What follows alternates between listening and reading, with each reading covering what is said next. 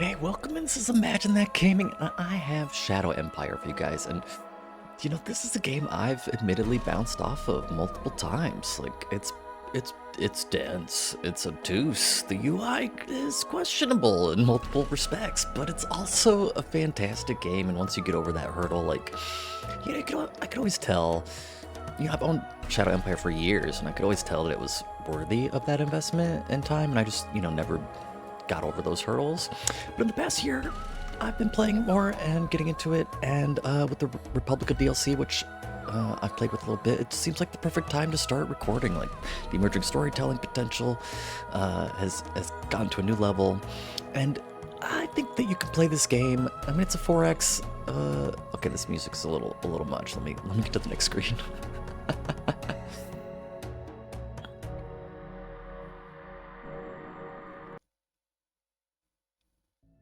There we go, much more chill. Okay, so yeah, this game is worthy of your investment, and there's so much variety. The simulation aspect is there's no equal in the genre, and you can fulfill all kinds of different fantasies. You can play out your Mad Max or Dune fantasies on a Seth class desert planet. You can fight it out on Hoth in a Boreas class, or even Mustafar on a lava planet, right?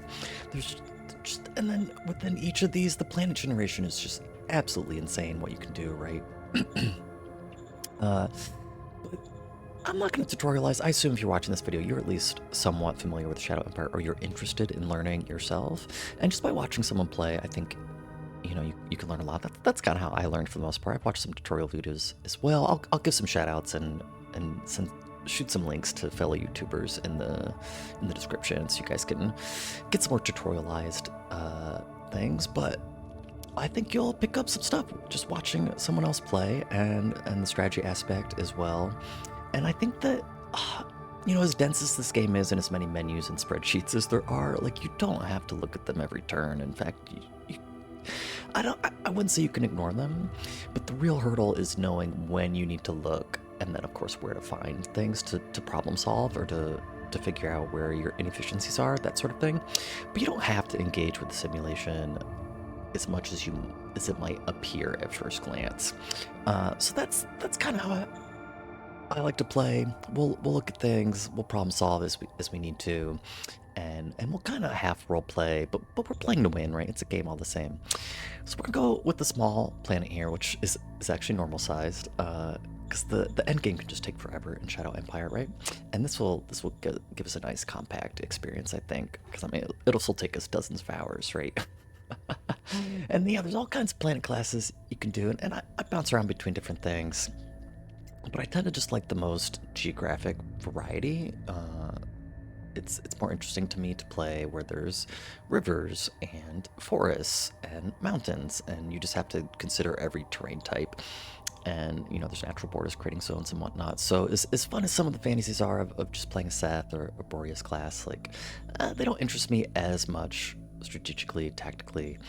And so I think I dig the Morgana class. So this one's pretty cool. It's usually very mountainous and arid, but has a canal system that makes numerous oasis regions possible. So you'll get water and dotted kind of forests, but then just a lot of open ground. So that's often one I'll choose.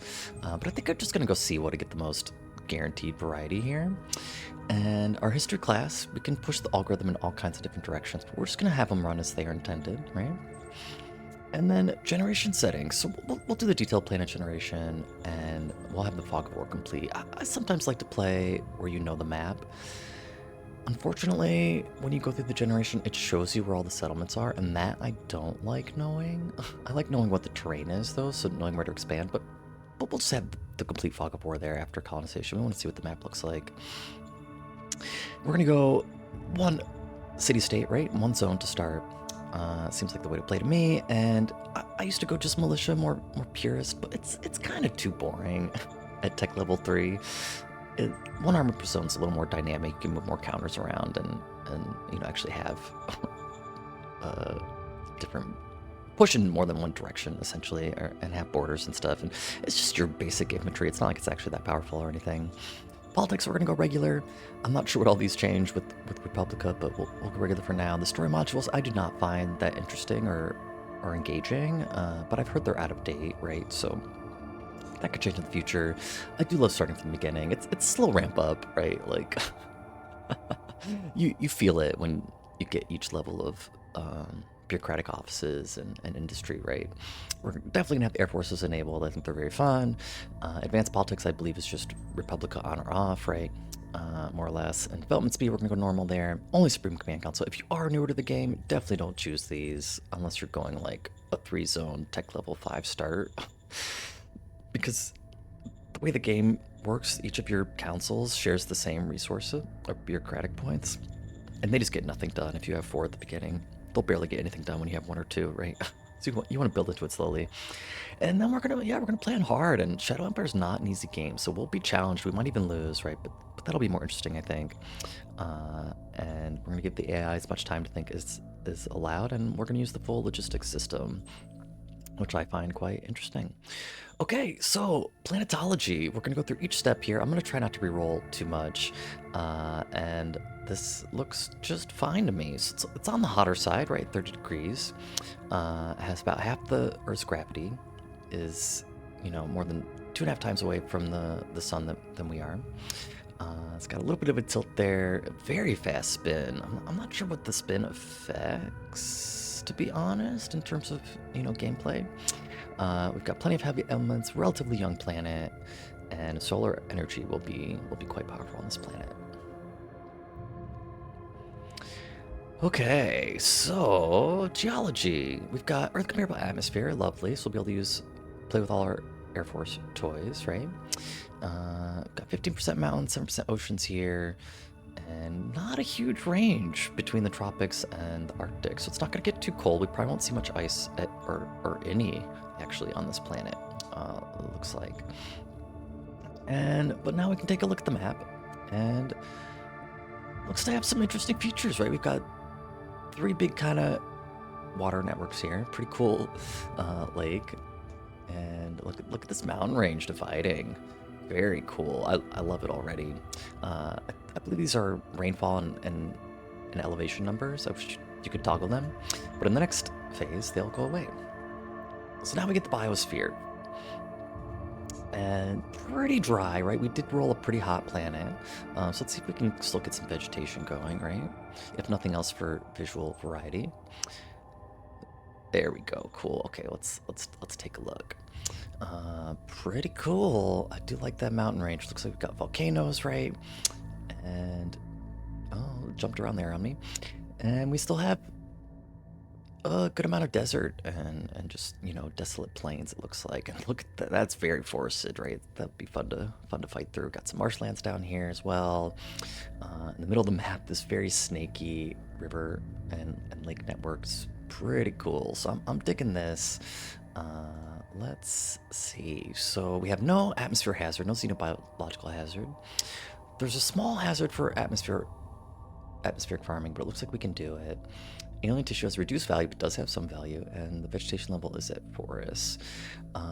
There's alien life, so a land-dwelling large carnivore. Bitch a ton there. Its chemistry is water, carbon base, oxygen breathing. It's a mollusk analog, okay? And there's also sentient life of the same species, so the sapien version, right? And they're calling it a cephaloid here. This is where my knowledge kind of drops. I'm not sure what how all this equates into the gameplay, but it's there for you to review if you like. Peeking at the auxiliary info here, we can see that there are not a ton of biology, but it looks like none have gone extinct on this planet. I'm not sure what this fuzzy wax indicator is, but the Bichiton there that we see is a vertebrate. Advance has lungs and minimal feet, and there's also a flying creature. It looks like the max pup mollusk, which evolved around the same time. And you can see all the paleontology there. A lot of things have gone extinct. Oh, this is just everything that has gone extinct. I see. And then we see the biosphere there, which you can take a look at if you so choose, if you're a science person, right? And the cool thing is that it all has gameplay effects, right? So if you're into that, you'll notice the outcomes, and Very, very cool. Okay, colonization. And here, yeah, we can't see now, right? How many, like, ruins would be populated and whatnot. But 202 million is a decent sized population during colonization. Received colonists for almost 2,000 years, right? And you can see all the history on the side here. And this all has gameplay effects, right? These will be sites or influence the resources that were on the planet before the dissolution war and whatnot. Looks like we had primarily a services economy, just a small amount of mining and agriculture there, 33 zones. So pretty populated, it looks like, especially as we're on the normal sized planet. So yeah, we see farmers came here first. Several small companies created workshops on the planet, right? Mining company shows interest. A lot of these you'll see in pretty much every map, right? More miners, special deposits. You'd think there'd be more of a mining economy here, but this is just the beginning, right? There you go, mining hub. And then the xenobiologists are ecstatic about the native alien civilization, so it sounds like they've been sentient for quite some time. We engineered a plant-based drug, very cool. We're studying the alien language, very nice. It's gonna be pretty advanced. There's always mushrooms on every planet, I swear. But they're appreciated in the sector capital. Okay, some more farmer settlers there, more farmers, yeah. I do like communes, start farming, so we could see a little too many farmers. A couple penal colonies at the end there as well. But let's see how we do in the dissolution. Quite a bit of survivors here, and only 20% farmers. That's great. I like to keep that under 50% at the least. A lot of scavengers, just a tiny bit of raiders. We should have plenty of population to work with. That's much higher than I'm used to seeing. I don't play on a lot of Siwa class though, so maybe that's normal for this planet type, right? Okay, let's see. Yes, you can read all the flavor texts here as well. 271 years have passed since the Dissolution War started. So let's see. Several major companies evacuated their high-tech installations, started hamstering goods and liquid energy. Trade completely stopped here. Okay, the alien natives, yes, they're harassing human settlements in 10 different zones, so they could be pretty hostile. Internal struggle led to massive and extremely savage infighting in Amorous. We'll see if we can remember Amorous here. There's going to be some radiation on the map, but not too bad. Just one site there that went into meltdown in Mosulum. And survivors in a few zones decided to give up the fight and committed mass suicide. Wow. So could be some ruins there that are unoccupied. Okay, I dig it. We didn't have to reroll too much. We love that. And only 3 majors.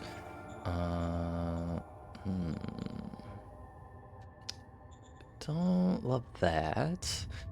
Tons of miners. They make up one of these miner regimes. If we re-roll here, does it? Yeah, it re-rolls the whole thing. We don't want to do that. We'd love one more major, but we are playing on a smaller map. And we dug it, so we're gonna see how it plays out. And we'll definitely not play nice with the majors if there's only 3, right? Okay. Not too many options here we can choose from. I tend to like the eagle or the something with fire in it, right? Like Firekeepers, right? And there you go. They're holding the flame. We're gonna keep it alight. Firekeepers. And we'll be the Grand Fire Lord. So let's get our unit color be a little more flamey here. Excellent. Primary color. Just a dark purple? No, that's too stark there.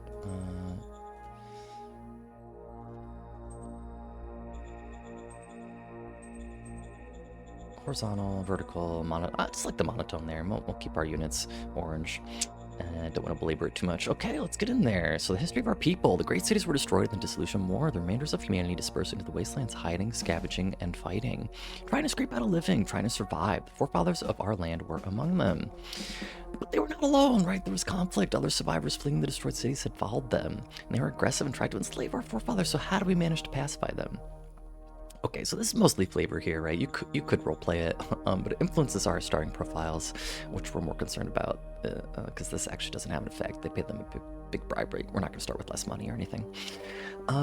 With the massive amount of population on this planet, we might want to go commerce here to influence our private economy. We'll probably have a lot of private workers, getting them to boost up early, and then if we want to transition from there, we can. I do enjoy government quite well as well. The predecessor entity of our land mentioned it, the people in a tight and coherent group. How did they manage to do this? I prefer heart and mind, generally speaking, of the two. The mind is probably more powerful into the mid and late game, right? Just getting more research and stuff, but hearts can be quite good as well. And that feels like something the Firekeepers would do, right? Swear sacred oaths of loyalty, so we'll roleplay a little bit there. And a series of ancient leaders led our people from the brink of starvation to a more prosperous, small survivor community. What was the sacred goal of our leaders of yore? And I usually just go meritocracy, I'll be honest.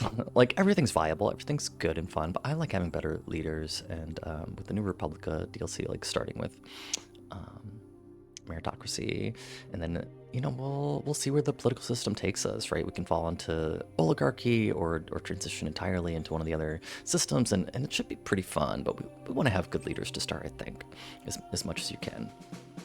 Okay, here we go, the Firekeepers round 1. We've got 3 decisions waiting us. Very cool tree here. The previous Grand Firelord is now buried. Ashes to ashes, dust to dust. It's now up to us to lead the land to victory. There we are. We're giving our little ascension speech here. We could preview some of our leaders, right? And we are the Grand Firelord of the Firekeepers. So some subjects share ascension, but not all. So we're going to have to hail and trust the land as soon as possible. We are in a time of culture. A new zeitgeist wanders the land. We're going to get extra private investment. There you go. That works with our little commerce boost here. So the current stretch of this effect is light. We gain 700 private economy bonus points. So we'll have to see how that maths out in the end, but it's going to last 13 turns and come into full force in 6. So hopefully we'll get some good private economy going straight away. Now, since we are playing on hard, we're going to get less stratagem cards and fate points, right? So we could reduce our morale of militia and troops by 20% with bad rations to get some extra fate points. We could install the GR shell camera, which is going to give 1 recon point for artillery units. And the GR optics, pretty good. Increased kill chance of all our equipment by 33%. Ready to be deployed immediately, and then we could just influx some political points there. And we can give our first OHQ some field training if we're not in immediate danger, which could be helpful. We'll see. And okay, we're going to have to look at our decisions here. We've got an ascension speech to do. We've got to decide on a new organization. And it looks like we have a popular soldier in the 4th Orville Mobile Regiment. So that's going to be our militia, right? And we could increase our heart or democracy here. Very cool. Okay, let's see. We started way up in the top of the map, right amongst one of those lake networks. Very cool. So we're going to be pretty defensible here is what it looks like. Thank you, Secretary Tim. Congratulations on our new position. We will take our time to learn the ropes here. We've got some danger. It does look like we have a unit there. It's at 15 points. We're going to want to conquer all the hexes close to our city. And yeah, let's take a look. So right next door, we've got some non-aligned forces. Looks like 1,500 rifle militia or more, right? We don't have perfect recon here. We have enough to give them a spot. So they've got 12 soft attack, 24 soft defense, pretty weak. 60 hit points. Let's take a look at our model here, right? We've got rifle troops here, this infantry equipped with the slug thrower, just 50 hit points and not much better soft attack and soft defense. So on that note, let's go ahead and take a look at all our models here. So just below average on the strength of our design for rifle and our infantry and machine guns there, and our recon buggy is terrible, right? So not good model design out of the gate. Looks like they rolled pretty low on the weapon design here as well, and we have no armor because there's no hazards on this planet, so no enviro suits.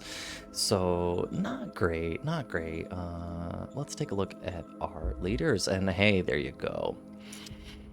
Starting with 2 capability 4s is huge. That makes up for the lack of good models, right? And then check this. I've never gotten this many good leaders, even with meritocracy. 2 level 4s and 4 level 3s. That's really going to help us out. And our worst guy's at capability level 2. Okay. So yeah, let's go and take a gander at some of these folks. So our best leader here is technically our advisor at the moment. And how about that? He could be a scientist or a model designer with that very high technician skill, right? 90 out of the gate. He's very old, so he's not going to last long for us. We probably should put him into that model design role sooner rather than later. And he will be quite good at that. So hopefully he won't retire too soon. And then Supreme Command Council here, Fanny. Also old, but not too old. She's sporty. She likes militia, right? She's a little more well-rounded, which works for this kind of role.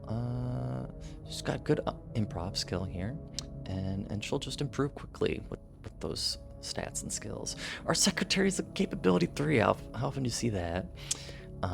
Doesn't have any starting skills though, right? He does have improvisation, which is handy. And he's best in the war stat there. Drake. He's currently in the reserve pool and would be a very good OHQ commander eventually. Would help them entrench more quickly, right? Starts with some agriculture skills. So he could be slotted into a research role with his starting skills there. Our current commander, she's young, okay. She has no operational command stats whatsoever at the moment. But she has some infantry tactics and tank tactics. So yeah, and that's her highest stat. So she'll grow over time, and she's so young. Our governor, also capability 3, very good, very good. You want a good governor in your capital, right? Unfortunately, Apollo here loves autocracy, so he's not going to be a long-term solution because he'll just never ever agree with those. Natural relation point 33, yeah, that's pretty whack. So he's not going to be happy, and he'll perform worse as a result. But he's good for now. He's got some starting admin skill, right? And then our first SHQ commander is actually our worst capability, right? But he does start with some high command, so again, he'll be good for now at the least. So we might start with the Model Design Council. I hate starting with anything but Economics Council. It feels very hard not to take that straight away, unless you have to, right? Just get the early research going. And if we pick at our stratagems here, we could go for the GR Optics. We'd have to use the bad rations card here, but then any new model we do design is going to be much more effective. Kill chance plus 33%, can't be understated. And then, yeah, looking back at the map here, we've got multiple free folk settlements we could take, which is going to be pretty handy. It looks like over 40,000 there we could add to our city here in Orville, and we've got currently 65k. And our own little free folk settlement there in Schultz. Do we have any other interesting assets? No, pretty standard stuff here for our start. And let's go ahead and call our zone governor Apollo here.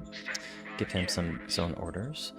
And we probably don't want to reduce our worker happiness if it's only at 60% by reducing salary here.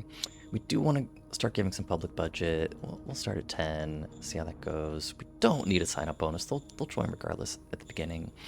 And we can allow emergency food just in case that becomes relevant. Yeah. Okay, so zone orders are done, and if we take a peek here, we knew what our starting profiles were going to be. We probably just want to lean into commerce, right? And our leaders really like that. So a thriving private economy is, in fact, our goal. New organization. Let me think about it for just a little bit longer, and we'll go ahead and pump our heart above 50 there. Copy that.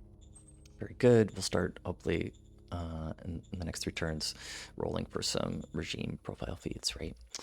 And yeah, let's move out some infantry. Let's check out our militia. We've got a couple motorized units here, and we've got a couple roads they could potentially go down. So let's take our lesser one here, and straight away we see some platypus here. It's herbivore, okay. It has a lot of hit points. Weaker on the defense. Has no hard attack or defense to speak of, but we don't have any hard units, do we? No, we have some artillery, right? That's gonna be it. And a bunch of infantry. So we're gonna want to punch through both of these here to expand out, right? Let's see if we can get some encirclement. And there could be, we want to get more recon here, right? There could be another unit hiding out. more non-aligned forces. Hopefully just more of the weaker rifle militia, right? So we'll take our first MG infantry brigade here. And don't want to push out too far necessarily. Straight away. Get out on the flank here a little bit. What else do we have? Just 3 militia squads. 1 RPG militia. Probably not going to need them. And we are going to have to attack across this river is what it looks like. Unless we push through this high mountains here, which we may want to do. We've got 4 units here. Let's move the militia. Stack us up at least 2 units on this little front we've got going at the moment. And yeah, what do you plan on building first? Light industry, that's what we want. They already have some private credits, but what we're gonna do, I think, is we've got 1 other ruins here, but let's go ahead and nationalize the scavenging facility here. We're gonna need some extra credits to do it, and our population's not gonna like it, but they're very happy at the moment, right? Plus 30 due to that event, so we could maybe have done this first. But aside from just getting more resources straight away, right? Because we get less when it's privatized. We will also influx our private funds here, and so hopefully they can build the industry straight away instead of having to wait or go into debt. Okay, what are prices like? Very high for metal at the moment, rare metal, right? So we're gonna want to sell all that we have. We just don't need it at the beginning, and we really need those credits. Copy that. We already can't sell water, but we can sell some food. It's not much, but since we're gonna run a surplus here, we want to sell as much as we can. Copy that. Again, just to get us started here, and let's go ahead and pick up this scavenging facility. Population happiness dropped 13 points. We're still at 87, right? And now we're gonna get once this upgrades to next turn preview, we'll get more resources that way. Okay, and then yeah, organization. We'll probably just go model design, right? We'll be able to give them carbines and enviro suits, right? And that'll help quite a bit, let alone any field testing we can do. Understood. So we're going to get our advisor in that role. He won't like it necessarily because the advisor is going to be considered a better role, right? But he'll get over it. The only question is if we'll have enough political points to pull it off. And then, since we're going to go into combat very quickly, I don't want to play that Fate stratagem yet to reduce our morale, right? But if we can secure a perimeter, then maybe we'll consider doing that. Okay, round 2, we were attacked. We killed 200 infantry and we lost 300. Not ideal. We have 5 decisions waiting for us. Still a time of culture, right? So we're getting more private economy bonus points there. And we got our first political stratagems, and it looks like we can get some zone recruitment here if we need bodies quickly, right? We can make people happier if our governor is good, right, and they like them. Eventually, once we get some armor, we can attach a Panzerhead, unit feet, and altruistic resignation. Very good if we have someone in a role that we don't want them in anymore. We can remove them without consequence and get some Virtus. Blitzkrieg, not going to be advantageous at the moment, right, because we don't have any mechanized forces. We can offer protection to a minor, and we can open contact with a major. Okay. And how about that? Looks like we've got an event here. Yes, we want to expand. So let's take a look at the history here. Next battle. So yeah, they attacked into the forest here, and just with rifle militia, and it looks like no losses on either side. And then the next, they attacked from the other angle here. We killed 100 rifle militia. We lost 1 rifle unit and 1 of our machine guns. And then there was a third battle, and we killed 1 more rifle militia and lost 1 of our RPG militias. Okay, so we'll have to investigate what the readiness is, and it looks like the non-aligned forces took out that herbivore, huh? Unless it just retreated. Very, very interesting. Okay, let's see what's going on with this militia here. 300 rifle militia, 200 RPG militia. They're behind enemy lines now. The adventurers discover a special location. Private expedition by some of our people established control of their special hex, and they're requesting that we help them hold on to it. We're definitely going to want to try, right? It's not saying how long we're going to have to do it, but it's going to increase our heart profile. People like it, and it just feels like the right thing to do. We are the Keepers of the Flame after all. National budget allocation, we're going to keep it as is for now, because they'll just be unhappy if we change it without a good reason, right? Go ahead and look at our org decisions here. Yep, we're going to see if we can get our advisor into this role, right? Instead of Drake here. And priority-wise, we're just gonna go 100% design model. And this is how I do all my research as well. Like when you're not actively designing a model, those BPs just go straight to discovery. So unless you have a reason to split them, this is probably just better. You have to remember to set research, but not a big deal. And then we can, start our development there. So all model design decisions to make there. And let's go ahead and say yes. We're going to try to rescue our people and hold on to that. What is the asset that they found? Just some water. Probably one of the worst hex perks, right? At least on the majority of maps. You're not usually wanting for water. The question is if we can get a little better recon for them to decide which direction we want to go around here. Okay, so that's a lot of marauders there. So we're probably just going to hold this line. We're in mostly good cover, and they did attack across the river here, didn't they? Let's take our militia on the more dangerous mission, right? Because we don't care if they get hurt. We'll take the road here. Okay, so it looks like we're going to be able to carve a path this way. And there's just going to be a lot of units. So we didn't start constructing anything of our own last turn, and I do kind of like to wait a turn in case we get free machinery, right? But yeah, it's going to be tough. Looks like we're just going to need more bodies to complete encirclements here. So let's get into the cliffs. We've got pretty good recon here. We should feel pretty safe. There we go.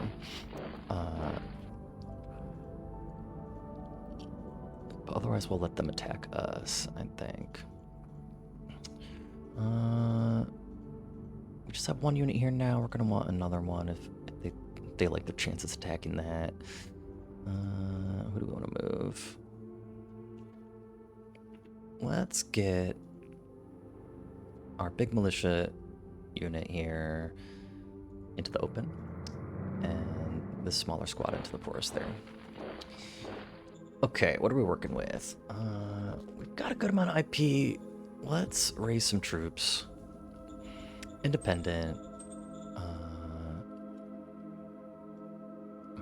The machine guns are going to be better on the defense, right? But they take a lot of ammo just to raise up compared to the infantry, which will hopefully just do us fine. What would it take to get a whole OHQ?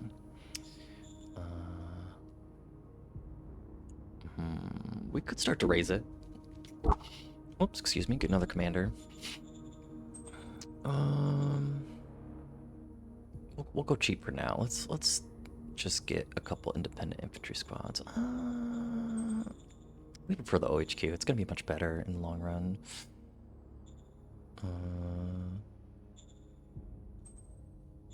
Right. See, that's just as much ammo as one independent MG squad there.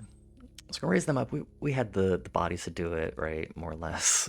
That's where our bottleneck was. But we'll reinforce those over time, and it's just gonna give us a lot more units to do some encirclement here. Feels like a good way to go. And these guys are already in supply, so that's good. We're pretty tight in here at the moment. And then the question is, what do we want to construct here? Probably just another recycling facility. We're gonna need some machines to do it. Let's get started. So 125 IP for 2 rounds, right? It's gonna take us probably 4 rounds to finish this, I would think. Yeah. And so we'll go ahead and let's start it out at 75%. We can go into our asset preview mode here and see that we're gonna have IP left over if we want to raise some squads next turn, right? If we went all the way up to 100%, we can see it's yellow and we would have nothing available. And then, let's go back to the trade network, and pretty cheap for machines, honestly. So we're gonna buy all 3. Copy that. look at the sell here again. The rare metal price went way down. Hopefully that will climb back up again, and we'll get some more we can sell all at once. Okay, model design. Let's see if we can get our advisor into that position. Yes, sir. We can do it, and it's not going to be a better job, according to them. I'm almost positive, so we'll just say other job. And again, he's not going to be happy, but hopefully he'll get over it. Because we really need him to design us some better models, right? So, back to our decisions here, and there he is. Convenient province. Yes, sir. Plus 8 points. He's above 60. That's fine. I thought we set this already. We'll just do design. Yes, sir. And probably shouldn't even bother with field testing. We'll just get a new model straight out of the gate since he's so good and it's our first council. It hopefully won't take him too long, and he should get a pretty good model, especially with this improved equipment. Yes, and we should be able to push out pretty effectively after that, I would think. So our research will start up a little slower, but looks pretty necessary on this map.